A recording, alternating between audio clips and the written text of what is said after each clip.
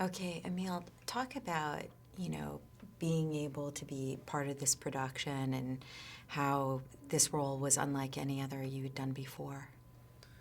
You know, they were making this movie, and went up to Pete at a party, and I said, "What's going on with Lone Survivor?" And he looked at me and flat out said no to my face.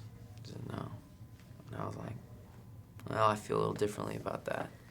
And eventually he was like, all right, well, let's see how bad you want to do this. I'm not giving you the role. You train at this pro camp that I selected, a pro camp for athletes, 6 days a week at 6 a.m. You show up, 5 or 6 hours of training a day, which is insane.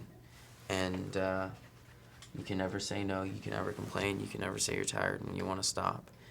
And we'll see what happens. I'm not giving you the part. I'm not guaranteeing anything. I might just go hire another actor. And so I just showed up and trained for a few months, and eventually Pete was kind enough to give me the opportunity. Talk about having the SEALs on set and, and Marcus there too, and what that demanded of you in terms of accuracy. It was an intense responsibility. Marcus is a very intelligent man and a very detail-oriented person, and he wanted nothing less than absolute accuracy and detail. We always had a SEAL over our shoulder. It was like our guardian SEAL, who was like, this is wrong, do this. Trigger awareness, muzzle awareness, check your sides. Never, ever talk back.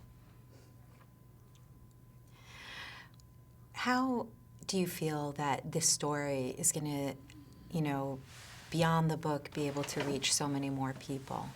I'm thrilled. I think that it's an incredible story and a great monument to men and women in uniform and people who serve and people who are willing to make those sacrifices. And they should be appreciated. They shouldn't get lost in the 24/7 news cycle that we have these days, where it's like you hear about something bad on the news and 2 days later it's not even in your mind. This is a chance to really appreciate a really special group of people that have made some huge sacrifices for our country. And Peter, in terms of Peter as a leader, what kind of confidence did he instill in you guys? He's great confident. So much confidence. He's a great man.